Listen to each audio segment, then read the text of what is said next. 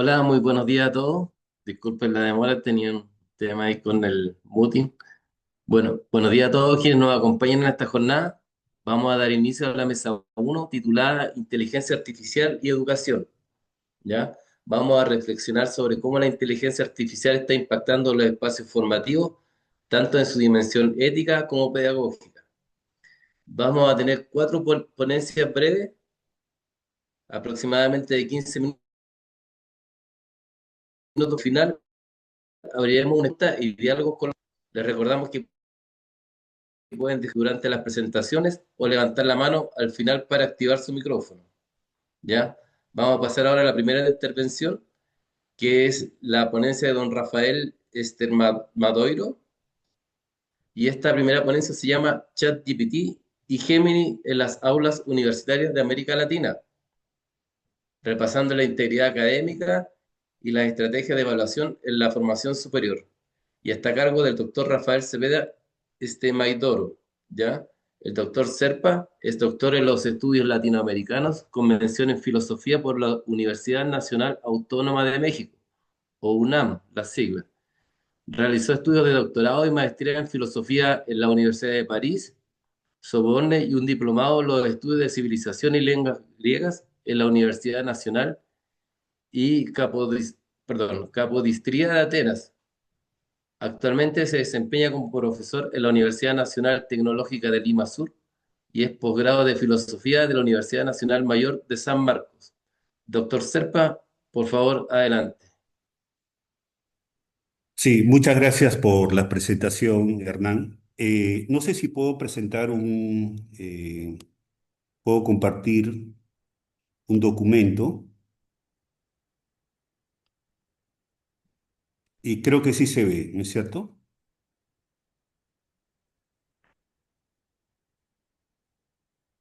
Sí se puede ver, ¿no es cierto? Y si me escuchan bien. Sí, perfecto, doctor. Perfecto, ya. Entonces, mi presentación, tal como tú lo has mencionado, es sobre un desafío que yo encuentro cada vez más en las aulas. Ahorita mismo estoy en mi universidad, en la Universidad Nacional Tecnológica Lima Sur, y estoy en mitad de clases. Los lunes yo estoy muy sobrecargado de clases. Lamentablemente, después de la presentación, me tengo que retirar porque he dejado a mis alumnos en un aula. Pero bueno, si hay alguna pregunta rápida, la puedo obviamente resolver. Eh, ChatGPT y Gemini en las aulas universitarias de América Latina, repensando la integridad académica y estrategias de evaluación en la formación superior. Ya Hernán ha mencionado mi nombre, ha mencionado también un poco lo que yo he hecho y doy paso simplemente al contenido de esta presentación. Aquí aparece que voy a hacer una introducción. Yo considero que hay dos grandes visiones sobre la inteligencia artificial. Una visión que yo diría positiva de la inteligencia artificial, pero también una visión no muy positiva, catastrofista, para utilizar términos de eco. Y yo creo que en estos casos la verdad está un poco en el medio, porque ciertamente uno puede hablar de cosas muy positivas de la IA, pero también cosas bastante negativas que no se pueden ocultar. Después, acto seguido, voy a hablar de la evaluación. Eso lo voy a hacer muy rápido, muy breve. Después, los paradigmas que tenemos, paradigmas sobre la generación de contenidos eh, o, disculpe, la deshonestidad académica y la IA. eh, Yo hace un tiempo hice un curso sobre integridad académica y cuando hablamos de integridad académica hablamos también de deshonestidad académica. Y ciertamente con la irrupción de la IA se presentan nuevos desafíos en cuanto a la honestidad académica y por consiguiente la deshonestidad académica. ¿Sí? Y el problema que vamos a mencionar rápidamente es que la IA genera contenidos no distinguibles. O sea, cada vez más la IA genera contenidos que no se distinguen de contenidos producidos por el ser humano. Acto seguido voy a presentar soluciones. Eso va a ser muy rápido porque si son 15 minutos no puedo explayarme. Soluciones frente a estos contenidos generados por la IA y que son eh, o cuyos utilizadores son los estudiantes de nuestros días. Otras propuestas, medidas educativas, y yo propongo como punto final un cambio de paradigma en cuanto a las evaluaciones. No voy a decir algo ya a estas alturas muy novedoso porque hay otros autores que mencionan que ciertamente hay un cambio de paradigma, debe haber un cambio de paradigma en cuanto a las evaluaciones y coincidentemente proponen una solución parecida a la mía. ¿De acuerdo? No creo, pero bueno. Recojo un dicho de un gran educador, Graham Gibbs, que dice, la evaluación es el arma más poderosa que tienen los profesores para influir en el modo en que los estudiantes responden a los cursos y se comportan como alumnos. ¿Sí? La evaluación ciertamente es un elemento esencial del proceso educativo, ya sea en las escuelas o ya sea en la universidad. Y tal como yo señalé en el contenido, hay dos visiones, una visión positiva de la IA, que ahí yo lo menciono. Por ejemplo, la IA ayuda a los profesores universitarios a superar la barrera lingüística que históricamente ha limitado a los autores no anglófonos. En la práctica, muchos tenemos que escribir no solamente en castellano, sino producir artículos en inglés. Esos artículos en inglés antes resultaban muy onerosos y ahora con la IA en realidad se han reducido esa separación que había entre autores anglófonos y autores no anglófonos. Ahora producir un artículo en inglés no es tan difícil. Ciertamente se requiere gente que revise el artículo, pero en realidad ahora es menos oneroso. Después pongo otras virtudes de la IA para profesores universitarios, revisión ortográfica y gramatical, búsqueda en bibliotecas y un largo etcétera. Pero las visiones críticas o catastrofistas de la IA son múltiples. Yo menciono acá dos. Un poco por mi formación francesa, retomo críticas francesas, por ejemplo, de una filósofa francesa que es Alembert, Esquizofrenia numérica, el libro está en francés, yo lo traduzco, dice algo que yo no estoy tan de acuerdo, dice que una tecnología como ChatGPT puede afectar la forma en que imaginamos, porque no crea nada nuevo, a diferencia de la mente humana. Yo creo que es más complejo. Los seres humanos imitamos, o sea, cuando creamos algo nuevo, imitamos. Por ejemplo, los artistas proceden por imitación, pero superando la imitación, obviamente. Después, otra visión es de Luc Ferry, un filósofo francés muy conocido, que dice lo siguiente: la IA desafía al ser humano en su propia humanidad. ¿Sí? Y lo que quiere decir Luc Ferry en esta entrevista muy reciente, a raíz de un libro que él ha sacado, que se llama El Gran Reemplazo, cómo la IA amenaza con reemplazar al ser humano en múltiples empleos, cosa que creo que Luc Ferry tiene razón. Eh, Él considera que ese reemplazo se va a dar, quieras o no.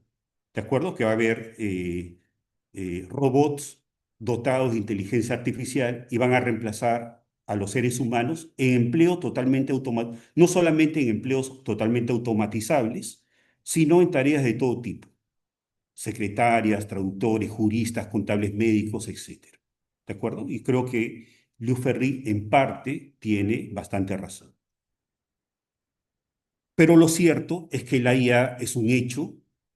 Acá yo muestro una gráfica del tiempo que tomó a ChatGPT alcanzar a 1 millón de utilizadores, 5 días, frente a Netflix, que tardó para alcanzar 1 millón de utilizadores 3 años y medio o 3 años y 5 meses.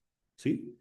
Ciertamente, la irrupción de la IA se dio de manera dramática, muy rápida, y en 5 días, en 2022, alcanzó más de 1 millón de utilizadores. ¿Sí? Y en 2 meses, 2022, 100 millones de utilizadores. ¿Sí? Es impresionante cómo irrumpió la IA en nuestras vidas. Yo hablo acá de la evaluación. ¿Qué cosa es la evaluación en la universidad? ¿No es cierto? Es medir cuánto han aprendido los estudiantes durante el desarrollo de una asignatura. Y para eso reunimos datos o evidencias sobre el aprendizaje del alumno, implementamos ciertos estándares de calidad y finalmente generamos una opinión sobre el valor o importancia del aprendizaje de dicho alumno. Eso es lo que normalmente es la evaluación en las universidades. Hay diferentes preguntas relativas a la evaluación, ¿no es cierto? ¿Qué aprendizajes deben ser evaluados? ¿No es cierto? Con una referencia clara a los objetivos de aprendizaje y entender que las competencias tanto como el objeto, o entender las competencias tanto como el objeto y como el resultado del aprendizaje, ¿no es cierto? Y otra pregunta básica es, ¿por qué evaluamos? Y yo continúo con la evaluación, con qué se evalúa y menciono los diferentes tipos de evaluación que hay en la universidad, ¿no es cierto? Presentaciones orales, pruebas o exámenes escritos o abiertos, y obviamente también están los famosos ensayos, ¿no es cierto? Trabajos que uno deja al alumno y que yo creo que cada vez se deben dar menos por las razones que vamos a explicar dentro de un momento. Ahí está el proceso evaluativo en el ámbito universitario, todas las fases. Esa sería la visión integral de lo que es la evaluación en las universidades. Hay otra frase que pongo, en este caso de otro especialista, George Brown: si quieres cambiar los aprendizajes de los estudiantes, entonces cambias la forma de evaluar de esos aprendizajes, cosa que me parece correcto, ¿no es cierto? Si quieres cambiar los aprendizajes de los estudiantes, cómo ellos aprenden, cambia las formas de evaluar esos aprendizajes.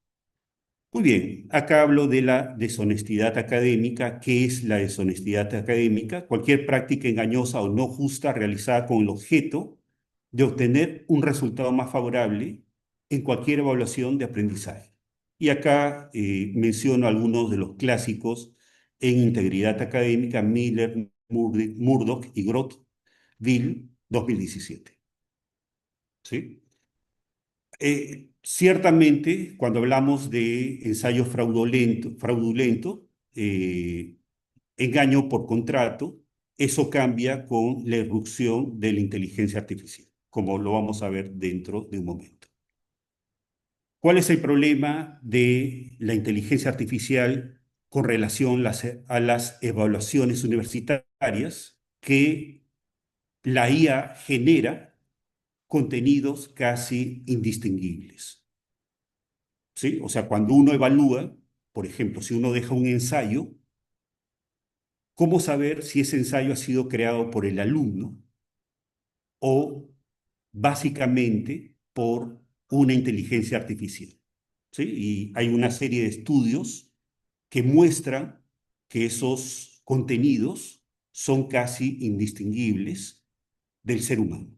¿Sí? Hay un famoso estudio, por ejemplo, acá lo pongo, de Bush y Hausvik, que dejaron a 15 profesores, creo que es de Noruega, una universidad en Noruega, de manera aleatoria pidieron a 15 profesores que corrigiesen eh, exámenes de supuestos alumnos.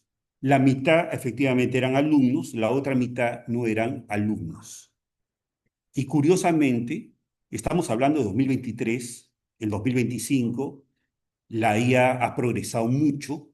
Yo creo que los resultados de estos supuestos alumnos en realidad eran exámenes hechos por la IA, hubieran obtenido mejores resultados. ¿De acuerdo? Ellos corrigieron, la IA tuvo un promedio menor que los estudiantes reales, pero ahora yo creo que la IA hubiera sacado mejores resultados que los estudiantes reales. ¿De acuerdo?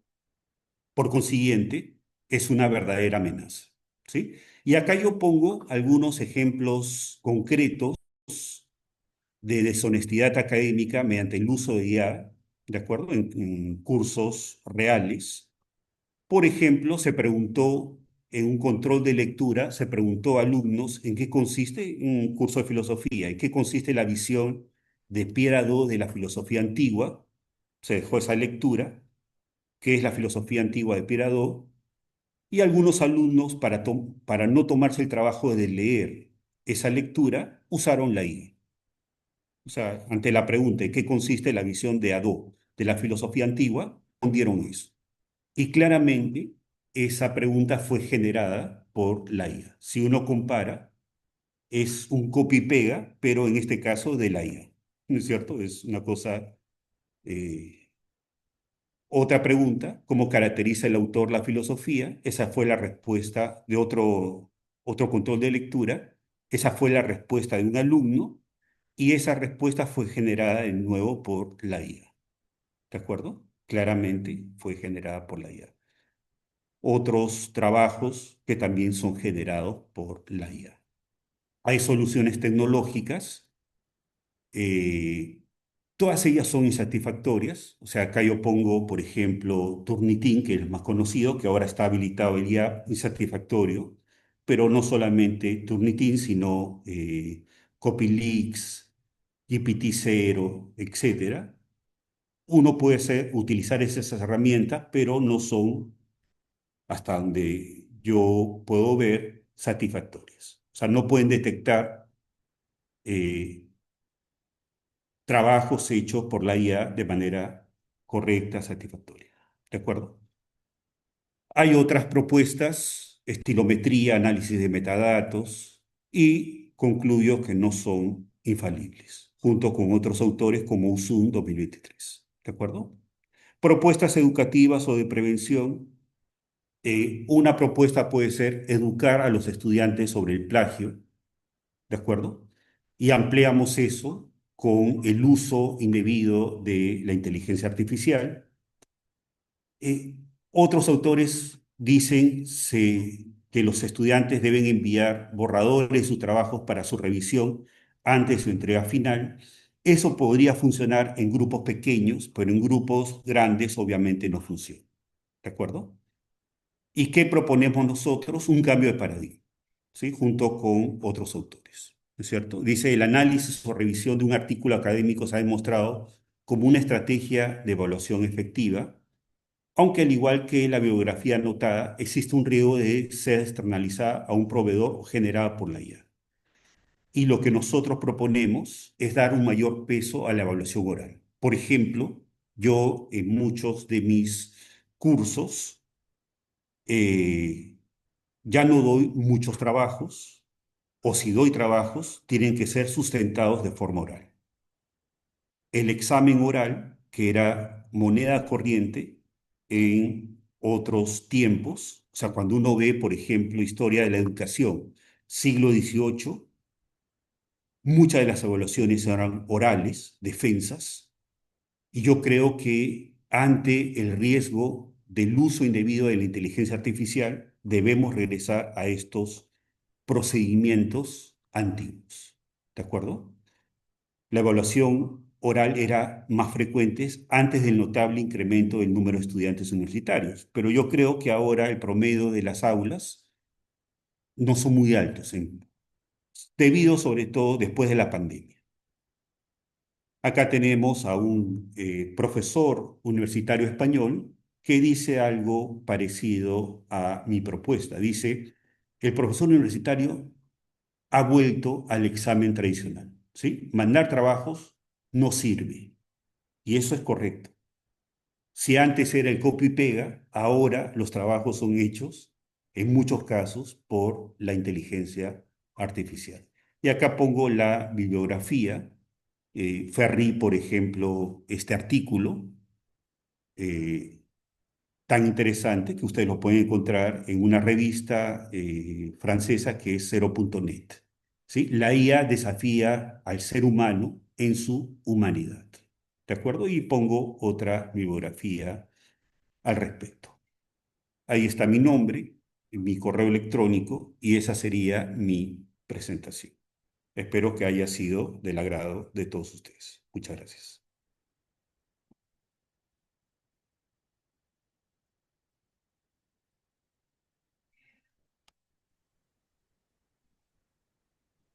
Bueno, muchas gracias, doctor Serpa. Muy interesante la ponencia, muy contingente además.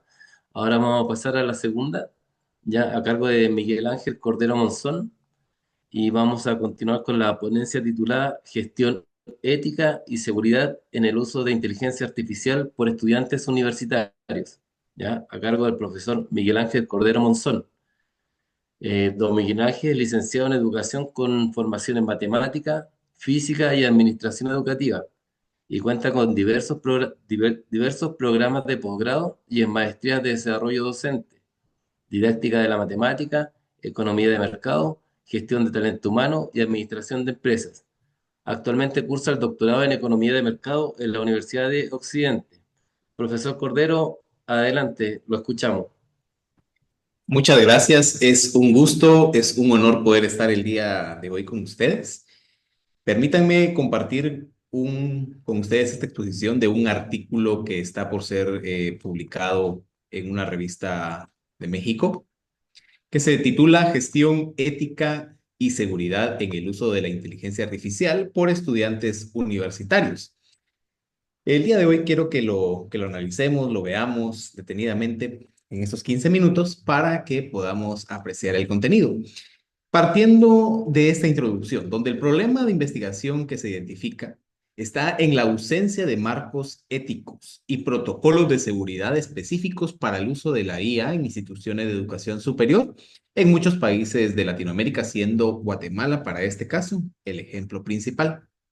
Para posicionar esta exposición, este artículo, se realizó un estudio cuantitativo que se enmarca en 62 estudiantes de diferentes facultades y de varias universidades de Guatemala, con la intención de ser una muestra representativa del país. No ser una muestra representativa, sino como un ejemplo que va a reforzar el objetivo de este estudio, que es desarrollar un marco integral que permita gestionar de forma ética y segura el uso de la IA por parte de estudiantes universitarios. Para ello se utiliza el siguiente método. La población de estudio está conformada por 120 estudiantes universitarios de diferentes disciplinas y de diferentes casas de estudio.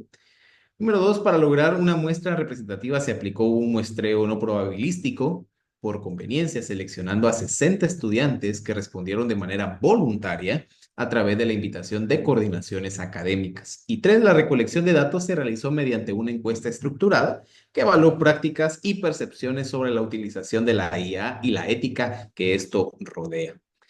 Entre las limitaciones de estudio, porque por supuesto las hay, se reconoce el tamaño reducido de la muestra y la posible presencia de sesgos debido a un muestreo por conveniencia, en este caso seleccionando las universidades y las facultades, y también a la integración de los participantes. Asimismo, se contempla la posibilidad de que las respuestas de la encuesta reflejen percepciones subjetivas más que comportamientos observables.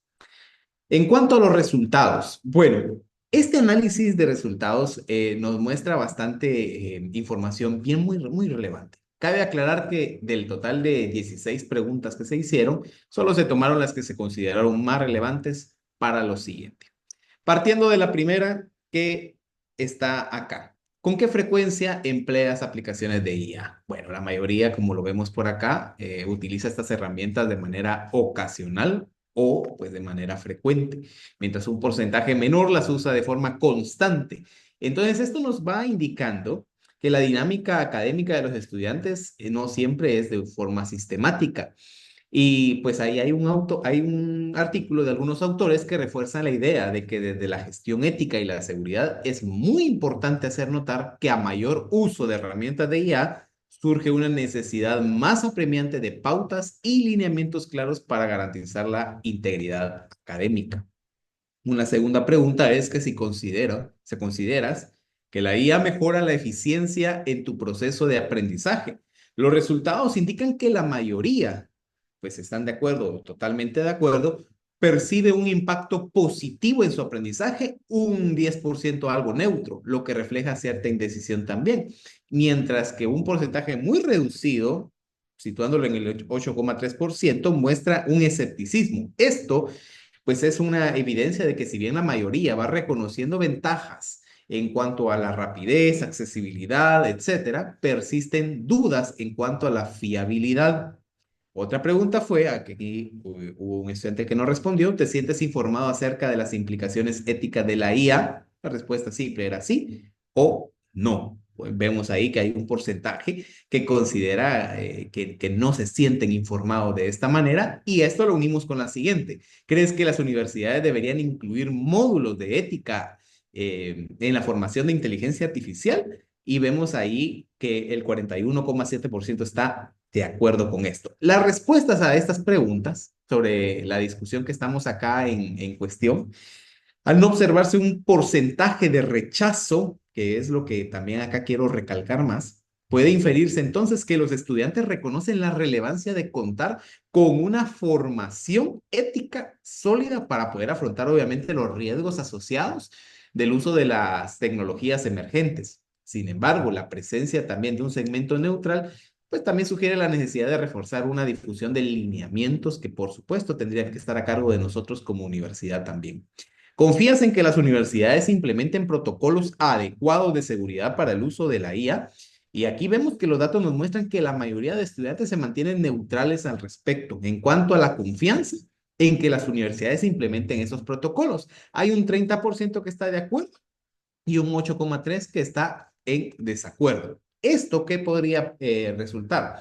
Que se puede interpretar como un indicador de que aunque hay una aceptación bastante razonable de la labor universitaria en la implementación de protocolos, sigue siendo necesario reforzar la comunicación, la transparencia de dichas medidas, así como también de generar una mayor sensibilización sobre la importancia de este tipo de estrategias y herramientas también. De esa forma, entonces, las instituciones de educación superior podrían consolidar la confianza de sus estudiantes promoviendo una cultura de responsabilidad y protección de datos. Otra pregunta decía, que estás preparado para identificar los posibles riesgos éticos y los resultados evidencian que un 43,3% de los estudiantes se ubican en una posición neutral frente a su preparación para identificar los riesgos éticos, seguido de un 38,3% que consideran estar de acuerdo y un 8,3% que dice que está en desacuerdo.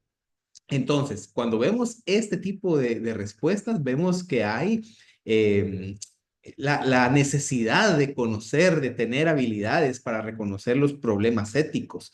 Esto sigue siendo bastante vital en la educación de los jóvenes que a pesar de que usan más IA de lo que podrían utilizarlo también los docentes, por esta razón se refuerza la importancia de diseñar programas de capacitación, difusión, que sean efectivos y quiero hacer énfasis en ser efectivos, de modo que se promueva una conciencia colectiva y una preparación sólida para tratar los desafíos éticos que surgen en la adopción de tecnologías de la IA. ¿Consideras que la adopción de IA en la educación afecta la calidad del aprendizaje? Y ahí vemos ahí un marcado 50-50 se podría decir. Eh, esta división de opiniones puede atribuirse tanto a la percepción o los sesgos de los beneficios como a la personalización y el acceso más rápido a la información, como también podríamos catalogarlo como posibles riesgos relacionados con la ética y la seguridad de los datos. Es aquí entonces que se refuerza la importancia de un tratamiento integral, no solo que promueva la adopción de la IA para optimizar resultados académicos, sino también se establezcan lineamientos claros de formación ética y protocolos de seguridad de manera que la implementación tecnológica contribuya positivamente al desarrollo educativo sin comprometer la calidad ni la integridad de los procesos de enseñanza-aprendizaje. Continuando, ¿consideras que la implementación de medidas de seguridad reduce el riesgo del mal uso de la IA? Y los resultados reflejan un amplio consenso respecto a la efectividad de las medidas de seguridad para poder reducir el mal uso de la IA. Con base en estas respuestas, sobre la necesidad de incorporar la formación ética y supervisión institucional, es posible inferir entonces que reforzar la concienciación sobre los riesgos y las buenas prácticas contribuiría, por lo tanto, a una mayor adhesión a las políticas de seguridad, lo que puede resultar entonces bastante importante para poder mitigar las brechas, promover un entorno académico que va integrando la IA de manera ética y, por supuesto, confiable. La seguridad de los datos es una prioridad en tu experiencia de IA y ahí hay un 61,7% que dice que sí versus un 38,3% que dice entonces que no. Siguiendo entonces con la línea de hallazgos anteriores sobre la necesidad de incorporar módulos de formación ética y protocolos de seguridad, resulta importante reforzar la sensibilización sobre la importancia de la privacidad y la protección de datos, ya que esto no se reduce no solo reduce la probabilidad de malas prácticas, sino también que contribuye a un entorno educativo donde la adopción de la IA se realiza de manera ética y confiable. ¿Confías en las políticas de seguridad informática establecidas en tu universidad? Aquí fueron 3 universidades las que están en este estudio y los resultados nos muestran que la mayoría se mantiene en una posición neutral en cuanto a su confianza en las políticas de seguridad. Entonces esto nos muestra, este es un panorama, nos dice que si bien existe un segmento que valora las medidas de seguridad, todavía hay una incertidumbre y con toda razón, ¿verdad? Porque no tenemos esas medidas completamente establecidas. Luego se les hizo una pregunta abierta, alguna experiencia personal que tuvieron o que han tenido ellos. En cuanto a la privacidad, y aquí estoy condensándolo todo porque pues fueron varias preguntas, ellos muestran una preocupación por el uso y posible filtración de sus datos personales. También muestran que algunos usuarios han identificado respuestas que son inexactas o que son inventadas por la IA. Otra de las respuestas fueron que muchos la utilizan como una guía solamente para verificar o complementar trabajos. Otra fue que se mencionan experiencias negativas cuando la IA redirige a otras páginas, es decir, no son las correctas. O que a pesar de las críticas, varios usuarios consideran útil la IA siempre que se maneje con criterio y no sustituya el aprendizaje personal o también presencial. Por lo tanto, las respuestas cualitativas nos van mostrando que necesariamente algunos participantes que no han enfrentado problemas serios ha sido gracias a sus, entre comillas, buenos protocolos o que no confían demasiado en la IA. También se observa que la IA al proveer información inventada o imprecisa, nos va abriendo más esa brecha ética de la que estamos hablando. Una discusión ahí como algo bastante rápido acerca de 4 artículos al respecto. Algunos autores dicen que reconocen la utilidad de la IA, pero evidencian dudas sobre la ética. Hay una baja confianza en políticas institucionales y destacan la importancia de una gobernanza ética y que coinciden con la falta de alfabetización digital crítica, y eso me encantó. ¿Qué diferencias destacables hay con mis respuestas? Bueno, hay una mayor claridad en cuanto a normativas observado, frente al observado en Guatemala. En el caso del segundo artículo, su muestra incluye más acciones proactivas en cuanto a ciberseguridad. En el caso del tercero, muestra universidades con marcos normativos consolidados. Repito, acá no los hay. Y el cuarto artículo, que ellos proponen intervenciones didácticas institucionales. Como conclusiones, el estudio cumple el objetivo al demostrar que es factible desarrollar un marco integral para gestionar de forma ética y segura el uso de la IA. Número 2, los datos revelan que la percepción estudiantil sobre la IA es heterogénea, lo que hace énfasis en la necesidad de protocolos claros, que no solamente aseguren protección de datos, sino también fortalezcan transparencia en el uso de estas herramientas. 3, a través del contenido de lo que presente, a pesar de reconocer los beneficios en términos de eficacia y accesibilidad, los estudiantes persisten con inquietudes acerca de la integridad académica y, por supuesto, la privacidad. Finalmente, se evidencia la importancia de un enfoque colaborativo que involucre académicos universitarios, estudiantes y expertos en tecnología. Como futura línea de investigación, yo propongo destacar la necesidad de explorar con mayor detalle la relación entre el perfil académico de la carrera y su percepción de la ética en el uso de la IA. Asimismo, Propongo como una línea futura de estudio el rol de las políticas institucionales en universidades de Latinoamérica, particularmente aquellas que ya han implementado todo esto. La comparación entre instituciones con y sin marcos normativos consolidados nos puede contribuir a que este estudio sea todavía más enriquecedor. Finalmente, otra dimensión de interés está en el análisis de las competencias docentes con relación a la alfabetización ética digital y qué influencia tiene en la formación del estudiante. La visión de docentes actualmente ausente en este trabajo se considera esencial para poder comprender las tensiones y, por supuesto, las resistencias que hay y las oportunidades en todo este proceso formativo en el uso de la IA. Y a pesar de que no está por ahí, pues como coloco como marco de referencia también algunas universidades que sí lo han implementado y que seguramente algunos de ustedes lo están también escuchando. Dejo entonces mi participación hasta acá. Mi nombre es Miguel Ángel Cordero. Ahí están mis perfiles para que me puedan consultar si así fuera necesario. Muchas gracias. Muchas gracias, profesor Cordero. Lo felicito, muy interesante el tema. Bueno, ahora vamos a pasar a la tercera ponencia con don Javier Araya Acosta, y esta ponencia lleva por título Alfabetización ética en inteligencia artificial para docentes. Es un diseño de modelo formativo basado en la práctica reflexiva y será presentado por el profesor Javier Araya Acosta.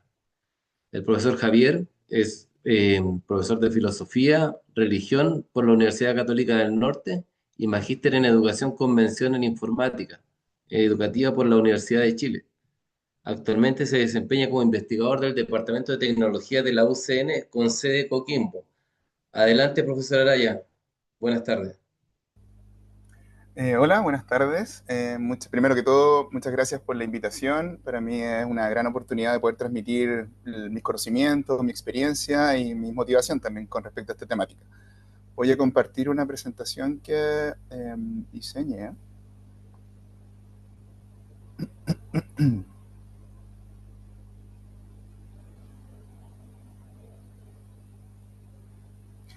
Ok, como mencionaba, ¿cierto? El título de mi investigación es una propuesta de investigación, está en periodo inicial, en la parte de la fundamentación. Les voy a presentar hoy día la fundamentación de esta propuesta de investigación que tiene como título Alfabetización ética en inteligencia artificial para docentes, un diseño de un modelo formativo basado en la práctica reflexiva.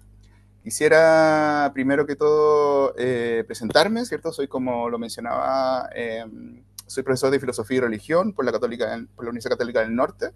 Ya llevo casi 20 años trabajando como profesor de enseñanza básica, media, y también he tenido la oportunidad de hacer clases en la universidad. Por lo tanto, tengo conocimiento y experiencia desde, ¿cierto?, los primeros niveles de la enseñanza. También realicé un magíster en educación con mención en informática educativa en la Universidad de Chile, ya hace 10 años, que también he ido implementando también tecnología en contextos educativos. También realicé un diplomado en métodos mixtos de investigación social, lo que da un poco en mi enfoque en cuanto a la generación de conocimiento, tanto cuantitativo como cualitativo en mis investigaciones. Y también mencionar que mis primeros estudios, ya cerca del año 2000, cuando salí de la enseñanza media, fueron estudios en ingeniería informática, civil informática, lo que me da como un conocimiento profundo de cómo surgen estas tecnologías y que va a ser muy relevante para la formación de profesores, que es una de las cosas que estoy trabajando hace algunos meses. La primera pregunta en la fundamentación es ¿por qué es importante la alfabetización ética en inteligencia artificial? Y acá quisiera hacer una diferencia entre la inteligencia artificial general o generativa, porque llevamos ya hace muchos años y quizás muchas décadas interactuando con inteligencia artificial, desde que se implementaron los computadores, los primeros sistemas operativos, ya es un incipiente inteligencia artificial. Pero lo que tenemos ahora con la inteligencia artificial generativa es distintivo. Ya lo mencionaban algunos de los autores, ¿cierto? Esta posibilidad de generar conocimiento muy similar a lo humano nos pone en una circunstancia muy distinta a la de años anteriores. En este sentido, y visualizando el rol docente que tenemos, ¿cierto? Es que pudiésemos entender que como profesores tenemos el deber, ¿cierto?, de proteger los derechos y el bienestar de los estudiantes. Por lo tanto, necesitamos entender cómo funciona la inteligencia artificial y cuáles son las implicancias éticas. Otro elemento muy importante que lo voy a mencionar varias veces en esta presentación tiene que ver con el desarrollo del pensamiento crítico. Y es una responsabilidad, ¿cierto?, como profesores, desarrollar en nosotros mismos el pensamiento crítico en contexto del uso de la inteligencia artificial en contexto educativo. Por lo tanto, también es una de las razones y de los fundamentos para generar este proceso de alfabetización ética. Y finalmente, una de las cosas creo que más desafiantes para los profesores es poder entender que este cambio, ¿cierto?, que hace años está pulsando sobre el cambio de la educación, ya con la inteligencia artificial generativa va a acelerar muchos de los procesos y en el corto plazo vamos a tener que adaptarnos a esta nueva forma de ser profesor, donde vamos a ser un facilitador, un guía, un mediador, y no solo un mero, ¿cierto?, transmisor de conocimientos. Entonces, es muy importante tener estos argumentos para poder fundamentar la implementación de esta alfabetización ética. Lo segundo es visualizar, sin duda en esta jornada vamos a entrar en detalle en cada uno de estos problemas y estos desafíos éticos, pero quisiera mencionar de la revisión bibliográfica que hice, seleccioné estos 10 desafíos éticos que nos enfrentamos en educación, en especial, ¿cierto?, con esta inteligencia artificial generativa. El tema de los sesgos algorítmicos y la discriminación, ¿cierto?, que podría generar también eso. Cuando uno visualiza cómo fueron entrenadas estas máquinas de inteligencia artificial, puede entender y comprender cuál es ese tipo de sesgo. Otra cosa que se mencionaba también anteriormente tiene que ver con la privacidad y seguridad de los datos. Es algo que también tenemos que tener en cuenta en el momento que interactuamos con estas máquinas. La equidad en el acceso y la brecha digital, que es una de las cosas que se puede ampliar cuando se implementan estas nuevas tecnologías. Entonces nosotros como profesores tenemos que estar ahí atentos a que a cómo está sucediendo eso. El tema de la transparencia y la explicabilidad de la inteligencia artificial, eso es clave, porque cuesta mucho entender, incluso a mí, como les contaba, que tengo profundo conocimiento en cómo funcionan estas máquinas, aún a mí me cuesta entender y poder explicar cómo funciona la inteligencia artificial y entender que es una máquina, ¿cierto?, entender que no es una persona que se vincula conmigo. Actualmente hay mucho revuelo con respecto a lo que ha pasado con algunas personas que no logran entender con qué se están relacionando. Entonces es muy importante que los profesores tengan formación en eso. Otra cosa que mencionaba también en las exposiciones anteriores tiene que ver con la integridad académica y el plagio. Es una de las cosas que nos vamos a enfrentar, nos estamos enfrentando y nos vamos a seguir enfrentando. Otra cosa importante que tiene que ver con los desafíos tiene que ver con la responsabilidad y la toma de decisiones automatizadas. Cada vez más estos agentes de inteligencia artificial van a tomar decisiones por nosotros, y como profesores, en especial en contextos educativos, es muy sensible estar presente, estar alerta y estar, ¿cierto?, consciente de qué decisiones toman automatizadas las inteligencias artificiales. Lo mencionaba anteriormente, ¿cierto? El impacto del rol docente y la interacción humana va a cambiar, está cambiando el rol que tenemos, por lo tanto tenemos que estar muy atentos a eso. La calidad y la confiabilidad del contenido generado por inteligencia artificial, lo mismo. Y aquí empieza esto del pensamiento crítico. Es muy importante desarrollar en los docentes un pensamiento crítico, un pensamiento reflexivo que entienda y que analice los contenidos generados por la IA. El consentimiento informado. Cada vez que interactuamos con inteligencia artificial se genera información, se generan datos, que es importante tenerlo presente también. Y finalmente el desarrollo en competencias y alfabetización en la IA. ¿Cómo funciona la IA? ¿Cuáles son las posibilidades que tenemos, ¿cierto?, en nuestra labor docente? Es muy importante enfrentar. Ahora, también quisiera resaltar que esos son algunos de los problemas que estamos teniendo ahora, pero en el futuro vamos a tener otros problemas. Por lo tanto, no es tan relevante quizás, o es relevante poder entender y comprender estas problemáticas, pero también es importante poder desarrollar habilidades para poder enfrentar los nuevos desafíos.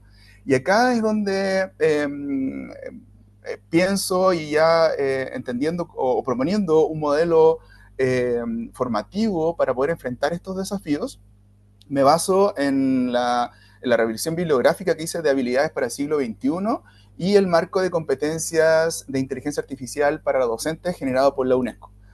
Lo primero es que en la revisión bibliográfica, llevo ya algunos meses revisando esto, me llamó mucho la atención que la principal habilidad que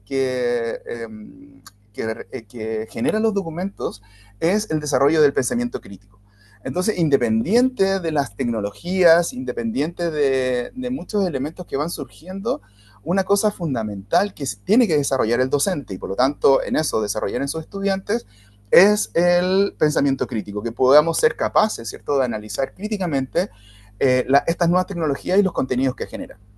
Por otro lado, están esta habilidad, ¿cierto?, de generar creatividad e innovación, las posibilidades y las herramientas de inteligencia artificial nos invitan o nos proporcionan oportunidades para ser creativos, para generar nuevos contenidos y por lo tanto esta habilidad también tiene que ser desarrollada en los profesores.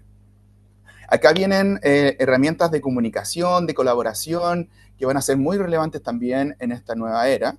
En un segundo nivel, pero que también son importantes, tiene que ver con las competencias digitales, de poder entender cómo funcionan estas máquinas y poder ocuparlas para nuestra labor diaria como profesor y como estudiante. La resolución de problemas complejos, aprender a aprender, es algo que yo lo vengo escuchando hace años, pero creo que en estos tiempos, en lo que se viene, van a ser habilidades muy importantes a desarrollar en contextos educativos. Y finalmente, promover la ciudadanía local, global y digital en contextos de la inteligencia artificial. Por lo tanto, quisiera resaltar que en este primer análisis que hago de por qué se necesita una formación reflexiva de parte de los docentes, es porque las habilidades que vamos a necesitar para el siglo XXI, ¿cierto?, en este contexto tecnológico, son precisamente herramientas de pensamiento crítico, pensamiento creativo, aprender a colaborar, a escuchar, a comunicarse con el otro. La UNESCO generó hace muy poco un marco de competencias para profesores en el uso de inteligencia artificial. Acá está un cuadro que resume ese marco y quisiera destacar el punto 2, donde invita, ¿cierto?, a los profesores a desarrollar una ética, ¿cierto?, un marco de competencias con respecto a la ética y además habla de niveles de crecimiento, ¿cierto? De poder ir profundizando en esas habilidades. Partiendo por los principios éticos, como les mencionaba, ¿no? Como cuáles son las problemáticas éticas que se plantean, pero no solo quedarnos en eso, porque van a venir más problemáticas éticas. Hay que subir a un siguiente nivel donde uno pueda usar de forma segura y responsable la inteligencia artificial. Y finalmente, un nivel ya mayor, ¿cierto?, donde podamos crear y co-crear con nuestros estudiantes, con nuestros colegas, ¿cierto?, con nuestros profesores, incluso con nuestros equipos directivos, poder entre todos ir construyendo nuevas normas éticas, dado que en el futuro se van a ir generando nuevos dilemas, no van a ser solo los que ya hemos observado en el presente. Además, menciona otras competencias que en general, nuevamente, se vinculan mucho con el desarrollo del pensamiento crítico. Ahora, dentro de mi propuesta, de lo que estaba analizando, también de mi propia experiencia como profesor, el modelo de Matthew Lipman para desarrollar el pensamiento crítico es un modelo que considero que podría ser muy adecuado para desarrollar en los profesores estas habilidades, ¿no? Pensamiento crítico, creatividad. Y aunque este modelo está pensado para niños, Matthew Lipman creó un programa de enseñanza básica y media para niños y jóvenes, donde en todos los niveles hay textos de análisis, de reflexión. Creo que podría ser un modelo muy adecuado para extrapolarlo a trabajo con profesores. Ese es también mi desafío en lo futuro de generar esta investigación, es poder generar una adaptación para la discusión con profesores con problemáticas éticas. ¿Por qué menciono que es un modelo que se podría adecuar? Porque para Lipman, hay cuatro elementos principales, principios claves, que tiene que ver con el desarrollo del pensamiento crítico, que como lo mencionaba anteriormente, es una de las habilidades importantes para el siglo XXI.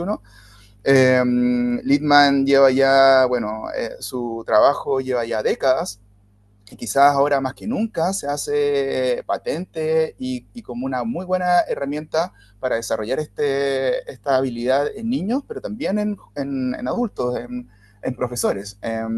El desarrollo del pensamiento crítico, el desarrollo del pensamiento creativo, un elemento que menciona Littman, que yo estoy muy de acuerdo, tiene que ver con el desarrollo del pensamiento cuidadoso también.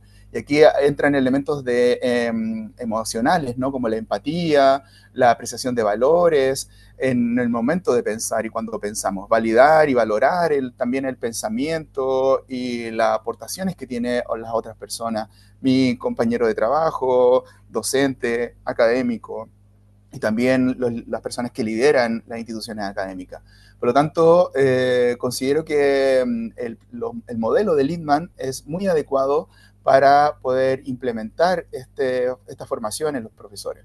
Por otro lado está la comunidad de indagación, que es la inspiración, creo yo, para mí, una inspiración de qué debería ser una sala de clases, qué debería ser una sala de profesores, donde entre todos podemos dialogar para poder encontrar soluciones, ¿cierto?, creativas y cuidadosas para las problemáticas que se le vienen, ¿no? Como yo les comentaba, y es lo que creo, que sin duda actualmente tenemos muchos desafíos éticos para poder enfrentar, pero se nos van a venir más desafíos. Por lo tanto, necesitamos desarrollar el pensamiento crítico, el pensamiento creativo, el pensamiento cuidadoso, como lo dice Littman, y una comunidad que pueda sostener este trabajo. Y para ir finalizando, volver a mencionar lo que les decía al principio, ¿no? La importancia en profesores de poder reflexionar sobre las problemáticas que se dan en la educación cuando implementamos la inteligencia artificial, pero no solo quedarnos en una mera entendimiento de cuáles son los problemas, incluso memorizar cuáles son los problemas, sino tenemos que desarrollar en profesores habilidades para enfrentar los nuevos desafíos éticos que se nos vienen en las próximas décadas, y para eso necesitamos diseñar un modelo formativo basado en una práctica reflexiva. Yo voy a trabajar y voy a implementar el trabajo de Matthew Littman, pero sin duda deben haber otros modelos que desarrollen habilidades de orden superior en los profesores para que así sucesivamente puedan desarrollarlo en los estudiantes. Bueno, esto es parte de la bibliografía que he revisado y bueno, les doy las gracias por la atención y quedo atento a preguntas y reflexiones al respecto de mi temática. Muchas gracias. Muchas gracias, profesor Raya. Le deseo mucho éxito, de verdad, en todo lo que piensa emprender con respecto a este tema. Bueno, y ya para cerrar con esta mesa, vamos a proceder con la ponencia titulada Modelado y redes neuronales, implicaciones para la enseñanza de las ciencias a cargo de Eduardo Marín. Eduardo es doctorado en didáctica de las ciencias experimentales en la Universidad Católica del Maule y se desempeña como coordinador del laboratorio LIFE-EC en el Centro Interdisciplinario en Ética, Política y Economía, CIEP. Adelante, Eduardo. Muy buenas tardes. Buenas tardes, profesor Hernán. También es un gusto para mí poder presentar la charla que bien señala el profesor Hernán. Entonces, voy a compartir mi pantalla.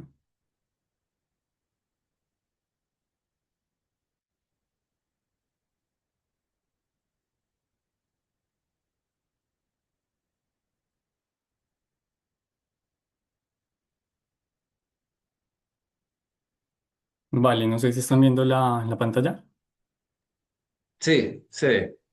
Vale, listo. Gracias. Bueno, comenzar a dar gracias primero por los asistentes, por este espacio al grupo de investigación interdisciplinar en ética, política y economía. Y como tal, esta charla la he titulado Modelado, Simulación y Redes Neuronales y cuáles son esas implicaciones epistemológicas para la enseñanza de las ciencias. Entonces, como una agenda de presentación, voy a comenzar abordando acerca de cuáles esos desafíos que presentan las problemáticas contemporáneas en las ciencias naturales. Normalmente cómo atendemos esos problemas de investigación científica actualmente, cuáles son esas técnicas digitales y tecnologías emergentes que se aplican en la investigación científica contemporánea y luego abordar un poquito acerca del marco de la naturaleza de las ciencias, que es un marco filosófico, epistemológico que reúne las investigaciones, las reflexiones de diferentes académicos de varias disciplinas y cómo este marco epistemológico nos puede llegar a dar algunas orientaciones a los profesores de ciencias y a los investigadores en el campo de la educación científica. Entonces, particularmente cuando analizamos estos problemas contemporáneos, comenzamos a ver que, por ejemplo, cuando ya basamos en la formación de las galaxias, la evolución del universo, la modelización de tejidos cancerosos, son problemas que requieren de múltiples disciplinas académicas que provienen de varias variables con diferentes aspectos que inclusive no tenemos control sobre la forma de predicción o la forma de poder explicar. Y para eso, eso ha conllevado que muchos científicos estén incorporando técnicas digitales y tecnologías emergentes en estos nuevos diseños experimentales. Esto, por ejemplo, nos lo menciona Bianchi en el 2022. En ese sentido, por ejemplo, hay un autor que nos señala que, por ejemplo, estamos entrando a un tercer paradigma en la comprensión del conocimiento científico que ya no se basa en un razonamiento inductivo, ¿no? En esta posibilidad de encontrar algunos patrones en casos particulares o deductivo, ¿no? Que tenemos esta posibilidad de generar teorizaciones sobre los datos o incluso en este generación del conocimiento abductivo, ¿no? Que es mirar la posibilidad de que exista algo que nos permita explicar el mundo, sino que comenzamos a encontrar una ciencia ya basada en datos, una ciencia basada incluso en la imitación de algunos procesos naturales que pueden llegar a suceder a partir de esta generación de herramientas digitales y tecnológicas, ¿no? Por ejemplo, cuando nos referimos al cambio climático, sabemos que es un problema multidimensional y en este momento se están incorporando algunos modelos y simulaciones específicas que emplean todo el aparataje y técnicas de poder de procesamiento computacional para observar estos cambios, ¿no? Entonces, también algunos autores mencionan que es cada vez más difícil a los investigadores en las diferentes áreas del conocimiento comenzar a generar nuevas combinaciones útiles que nos permitan encontrar nuevas ideas. Esto plantea un difícil problema ético en términos de que la vastedad y la generación de tanta información, de conocimiento, hacen que un especialista cada vez más encuentre pues, la dificultad de actualizarse en su propio campo de investigación. Por ejemplo, si observamos, por ejemplo, una simple búsqueda en algunas revistas de investigación científica relevantes como la Journal of Biological Chemistry, y observamos acá, por ejemplo, en la parte izquierda, una simple búsqueda del término, por ejemplo, de simulación computacional y de redes neurales, vemos que en los últimos años ha habido un incremento exponencial de las investigaciones que usan esto como un instrumento de generación de conocimiento científico. Asimismo, si nos vamos a FINAS, que es otra de las revistas importantes en el ámbito de las ciencias naturales, encontramos que cada vez más estos términos de computación simulacional o redes neuronales siguen y son ahora una forma de investigación en las ciencias naturales. Los encontramos inclusive en las aplicaciones, incluso en las ciencias sociales, ¿no? Entonces estamos viendo cada vez más cómo la incorporación de estas técnicas y nuevas tecnologías se implementan en la generación de conocimiento científico. ¿Qué sucede con eso? Y es algo en lo cual quiero colocar énfasis en esta presentación, y es que encontramos que estos tres términos, el modelado, la simulación y las redes neuronales, parecieran ser constructos fundantes desde la epistemología para la formación tanto de los profesores de ciencias como de nuestros estudiantes, ¿no? Por ejemplo, si nos vamos desde una visión de Bas van Fraassen, podemos entender incluso los modelos como estructuras matemáticas, ¿cierto? O desde una visión educativa podemos mirar que estas son representaciones, normalmente que son idealizadas, abstractas, que son simplificadas, ¿cierto?, sobre el mundo y que nos permiten, por ejemplo, dar algunas características como la explicación, la predicción o el estudio de un sistema, ¿no? Entonces, por ejemplo, acá vemos simplemente, por ejemplo, un péndulo en un reloj antiguo, ¿cierto? Y nuestro modelo, por ejemplo, acá de péndulo simple, ¿cierto? Con sus ecuaciones dadas. Pero, por ejemplo, cuando esto lo llevamos al ámbito tecnológico, encontramos que las simulaciones son una clase especial de estos modelos. ¿Eso qué quiere decir? Que algunos autores en la literatura comienzan a mencionar que las simulaciones son estructuras compuestas. ¿Y están compuestas por qué? Por bases de datos, inferencias, pseudonúmeros y numerosos modelos matemáticos que han sido traducidos a un lenguaje de programación implementados en un ordenador, por ejemplo. Y cuando nos vamos en el caso de las redes neuronales, estas redes también parecen ser herramientas de investigación que ahora se pueden generar como si fuera un enfoque nuevo en la ciencia misma. Esto nos lo menciona Sheikh en el 2023 y, por ejemplo, y particularmente las redes neuronales artificiales son una metodología que comienza a imitar el funcionamiento de una red neuronal biológica. Entonces, aquí encontramos, por ejemplo, un aspecto clave de los modelos es que son representacionales. Por otro lado, las simulaciones tienden a ser generaciones de imitación de un sistema del mundo. Comienzan a imitarlo de manera virtual.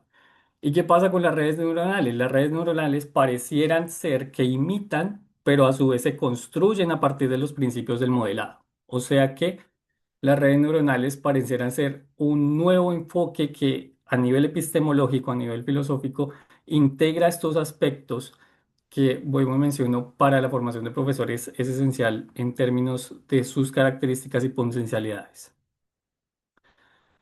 Estas características en términos de la educación científica en particular generan nuevas preguntas, nuevas formas de comprensión sobre cómo se construye el conocimiento científico. ¿Cuál es el conocimiento científico derivado del uso de estas herramientas particulares de producción de conocimiento?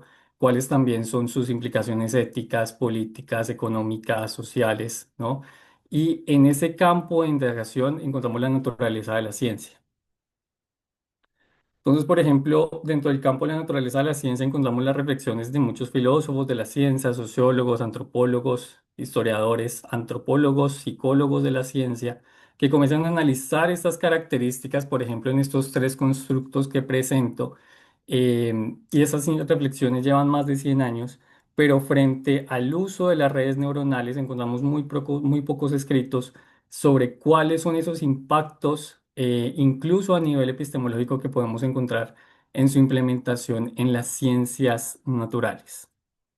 Entonces, por ejemplo, acá les presento un esquema sobre la manera en cómo podemos ver esa correlación de los modelos, las simulaciones y las redes neuronales.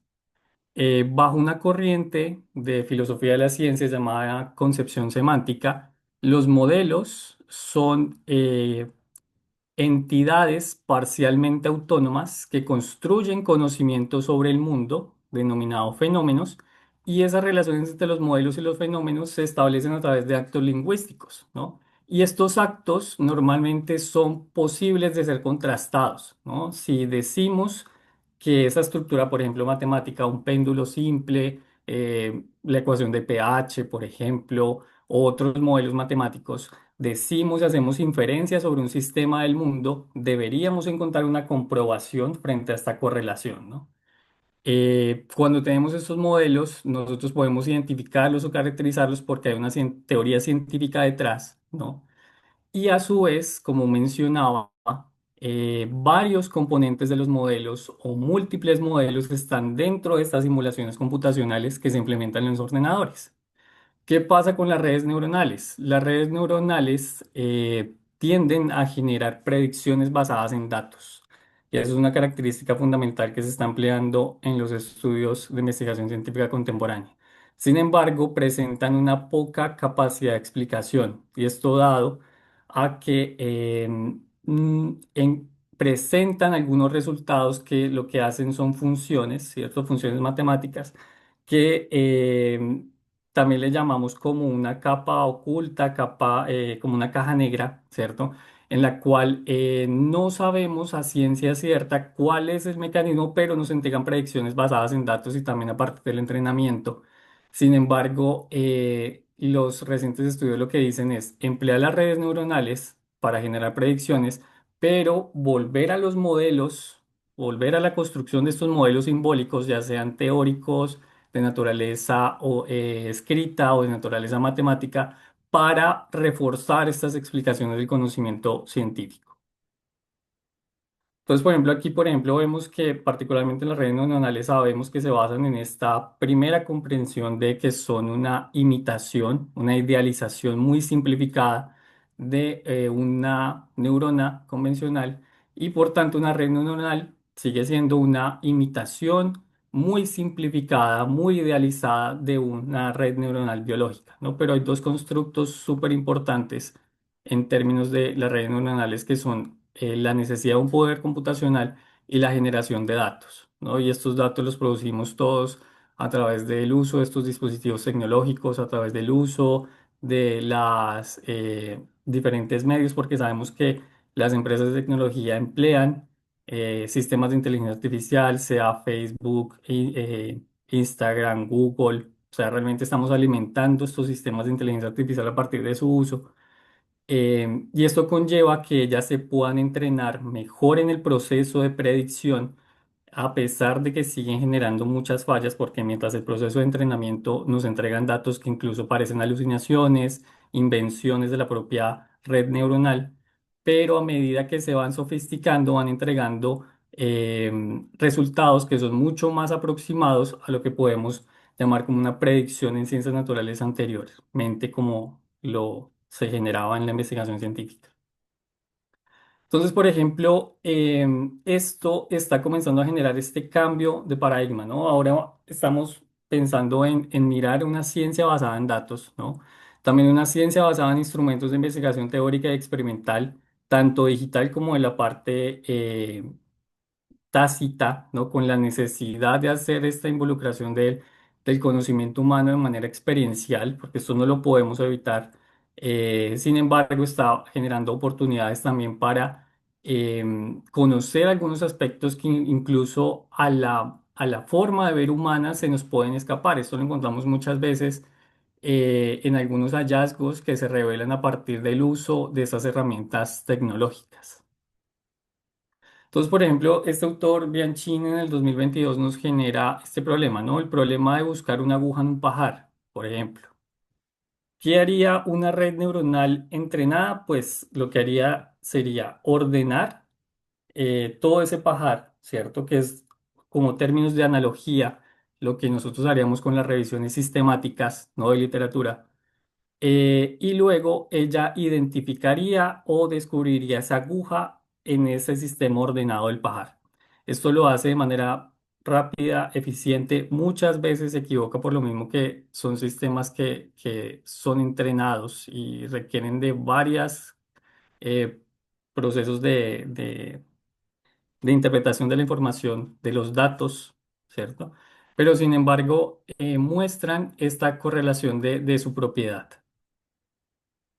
Em, Particularmente, por ejemplo, cuando miramos su aplicación en algunos estudios científicos, aquí miramos una captura que tomé de un artículo que fue publicado en esta revista Agricultura Técnica, en la cual están utilizando estas redes neuronales para modelar algunas predicciones de heladas frente a algunos cultivos. Entonces, por ejemplo, estamos mirando ya la aplicación de esto en términos de cómo nos podrían facilitar algunas informaciones que a nivel experimental tampoco podríamos acceder fácilmente.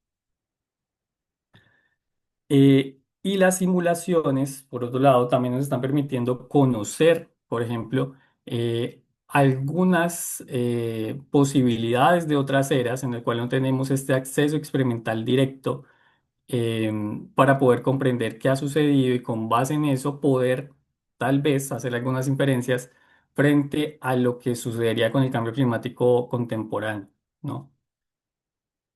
En términos generales, para la enseñanza de las ciencias, hay una tradición gigante en Science Education o en didáctica de las ciencias que han señalado sobre los aspectos positivos y necesarios que generan, por ejemplo, los modelos, toda la tradición de la didáctica basada en modelos. Science Education también tiene una larga trayectoria empleando modelos para la enseñanza de las ciencias. Recientemente encontramos también el uso de las simulaciones computacionales que sabemos que generan posibilidades de comprender el conocimiento científico de manera facilitada.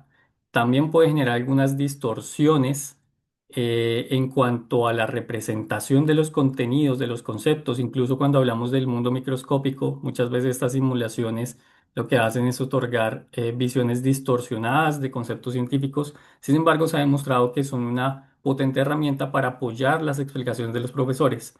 Y ahorita estas redes neuronales se presentan como instrumentos que nos permiten comenzar a que los estudiantes puedan llegar a entender aspectos de la predicción en la investigación científica.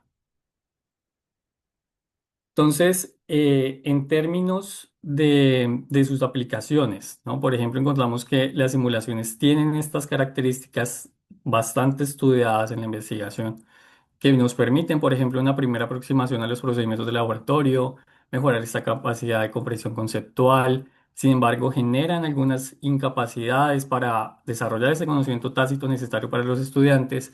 No sustituyen los laboratorios físicos. Lo mismo pasa con el uso de estas redes neuronales. A pesar de que generan predicciones sobre los datos, se requieren estos datos experimentales físicos que nos permitan alimentarlas, ¿no? Y también las simulaciones restringen la exposición de estas experiencias humanas, ¿no? Como sentimientos, sensaciones y conexiones con el mundo. ¿Qué pasa con las redes neuronales, ¿no? Principalmente algunos autores que nos dicen para la enseñanza. Posiblemente que podamos utilizarlas para que los estudiantes tengan una primera aproximación a generar predicciones a partir de datos, ¿no? Y eso conlleva también un nuevo campo de investigación emergente, por ejemplo, en la enseñanza de las ciencias, de cómo podemos mejorar la formación de los estudiantes en términos de el empleo de lenguajes de programación, el empleo de bases de datos, el empleo de este conocimiento también para la generación de predicciones a partir de los datos de su entorno, ¿no? Por ejemplo.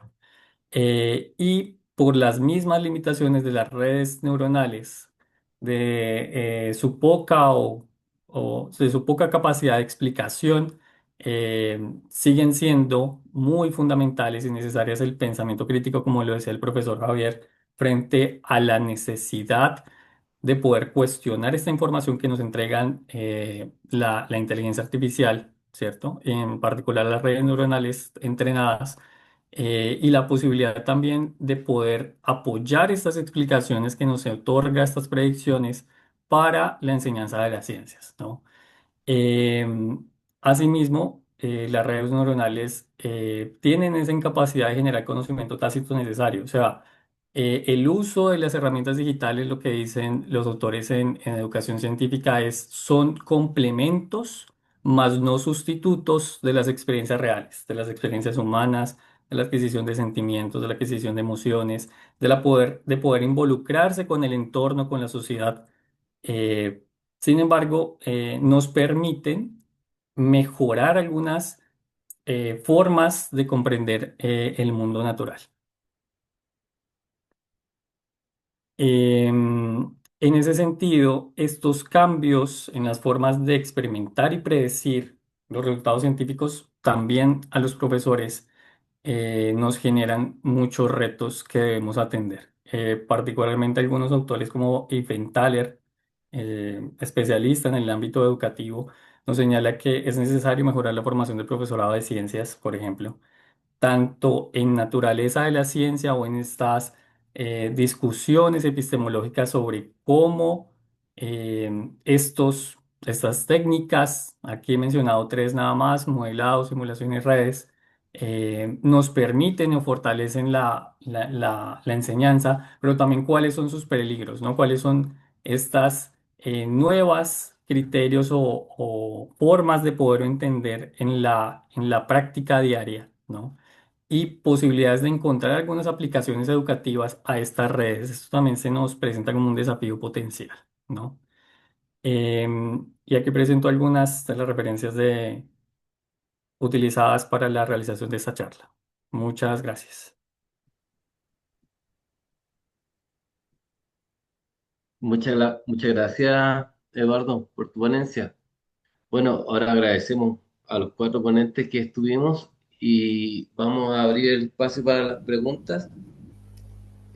Bueno, tenemos algunas en el chat, las vamos a ir leyendo para que puedan ser respondidas por las personas a las que se les está consultando. En este caso, la primera pregunta que tenemos es de Pía, es para el expositor Miguel Cordero. No sé si está por ahí Miguel Cordero, nos está escuchando para poder leer la pregunta.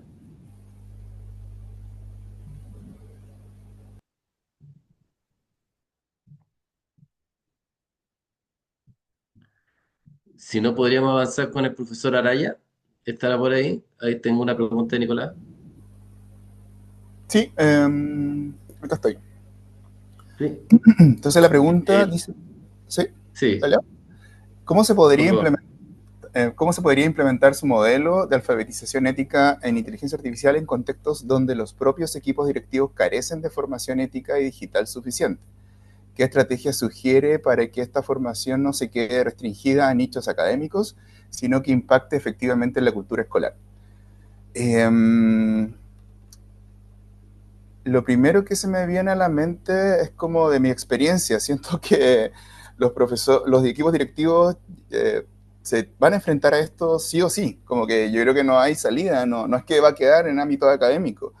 Eh, Llevo ya desde diciembre del año pasado que vengo haciendo talleres a profesores y equipos directivos con respecto al uso de inteligencia artificial y es algo que ya lo saben, o sea, ya saben que eso se viene con fuerza y es algo que están como siento ávidos de que se implementen estrategias de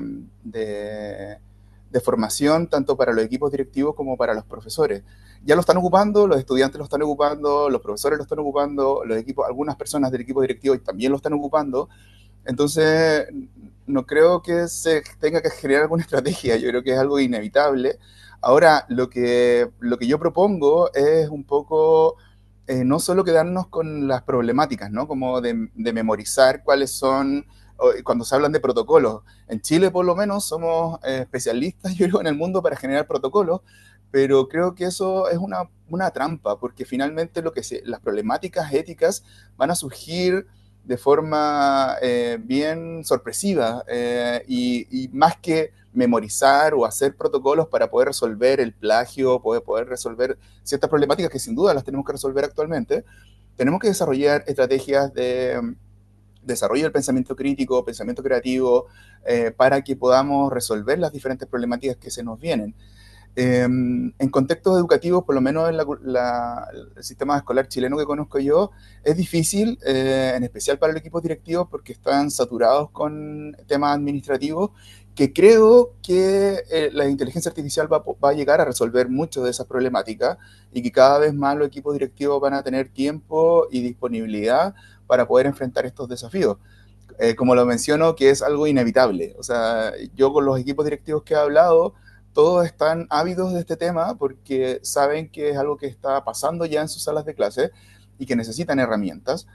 Y no solo herramientas para poder, lo que yo he hecho en estos últimos meses ha sido transmitir cómo usar, cómo interactuar con un chatbot. Y una de las cosas que quedó pendiente y fue también una de las cosas que me mencionaban los equipos directivos era esta formación ética. Y por eso también quise poder generar esta investigación para poder profundizar en ese conocimiento que es tan importante como aprender a ocupar una inteligencia artificial. ¿Cuáles son las implicancias éticas que tiene? Eso. Muchas gracias, don Javier. Bueno, tenemos una pregunta para el expositor Miguel Cordero. No sé si le parece bien que se la lea, estimado. ¿Sí? Bueno, esta pregunta Muchas viene de gracias. Pía Si Bustamante. gusta la respondo. Ok, muchas gracias.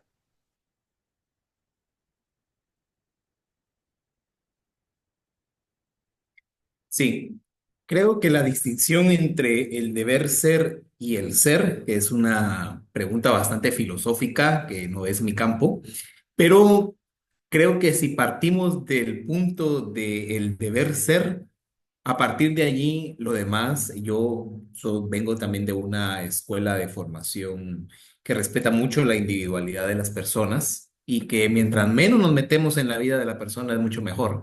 Entonces, mientras que esté en una institución donde se respete el protocolo establecido, a partir de ahí el deber hacer creo yo que las universidades estamos no solamente responsabilizadas en hacerlo, sino es nuestro objetivo, porque más allá del proceso formativo que debería llevar una persona, al llegar a la universidad ya está casi culminado.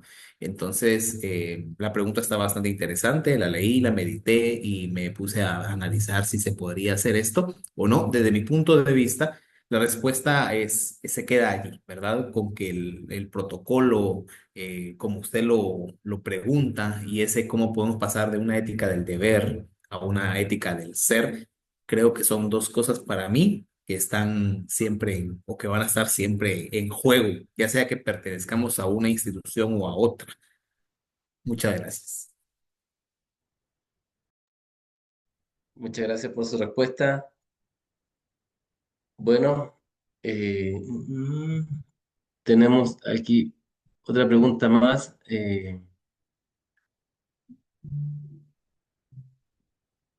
¿Para quién es?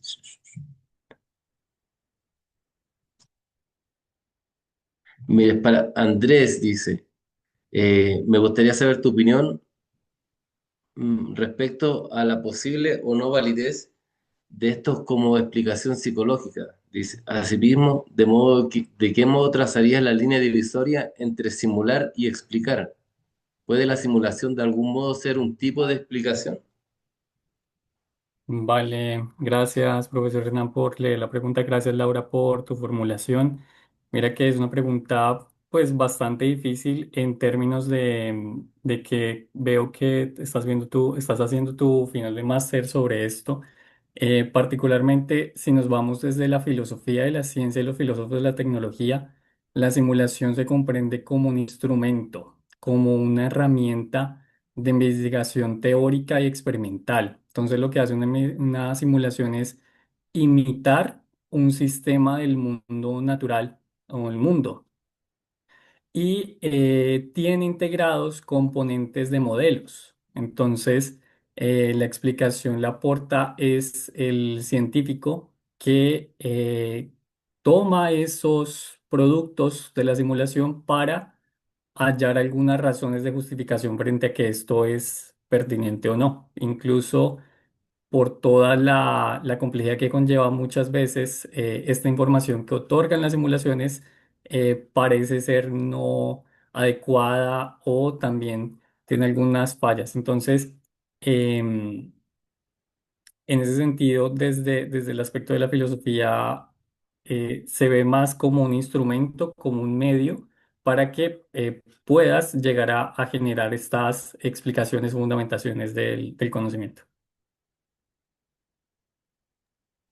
Muchas gracias, Andrés. Mire, tenemos la última pregunta para poder cerrar. Y dice, ¿podría existir riesgo de que la implementación de redes neuronales en educación científica excluya a comunidades menos tecnificadas? ¿Y qué implicaciones éticas tiene entrar modelos con datos científicos en contextos educativos? Gracias también a Paulina por su pregunta. Sí, efectivamente, la implementación de las redes neuronales, así como los dispositivos de simulación, normalmente si son implementadas en contextos desfavorables o que no tienen acceso a tecnología, va a generar un aumento de las brechas sociales, como lo vemos. Esto ya nos plantea también a nivel social la necesidad de generar estas posibilidades de equidad y de inclusión social, ¿no? Porque efectivamente nos puede generar algunas brechas adicionales frente a las que ya existen, frente a la generación primero del conocimiento científico y el aprendizaje de ese conocimiento científico. Entonces, nos implica profundos retos para poder llegar a las comunidades menos favorecidas o que no tienen acceso a estas tecnologías.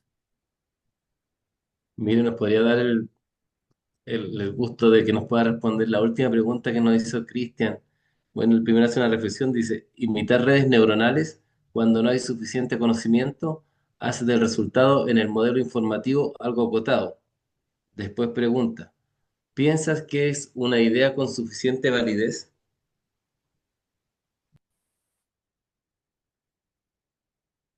Em, estoy intentando acá comprender tu pregunta, profe Cristian. Ya. Em, por ejemplo, cuando miramos esta forma de cómo las redes neuronales em, procesan la información, sabemos que es a partir de un entrenamiento, ¿no? Entonces, procesa grandes volúmenes de datos utilizando también el poder computacional y al principio lo que generan son alucinaciones o malinterpretaciones incluso de la información inicial, ¿no? Pero a medida de que se va entrenando con mayores volúmenes de datos, va generando nuevas conexiones de adaptación interna, lo que llamamos son capas ocultas, sus productos vienen siendo más refinados, ¿no? Más sofisticados. Entonces, en ese sentido, em, nos presentan, son productos posibles de ser predicciones, ¿no?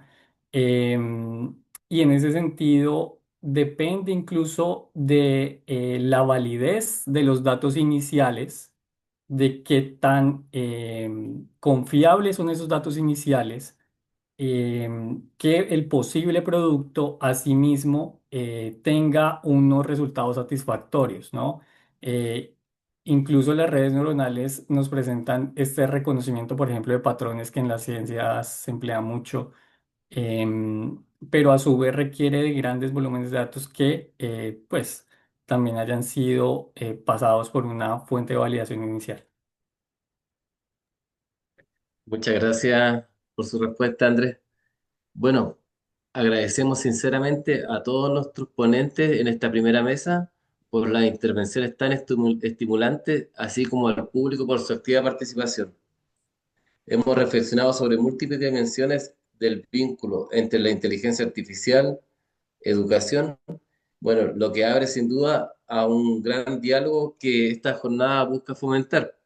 Ahora nos vamos a tomar una pausa de 30 minutos para luego continuar con la mesa 2 dedicada a los cruces entre inteligencia artificial, ética y economía. Nos encontramos aquí mismo, en esta misma sala de Zoom, a las 13:30 horas de Chile para seguir con el programa. Muchas gracias a todos. Muchas gracias, nos vemos pronto. Que esté muy bien.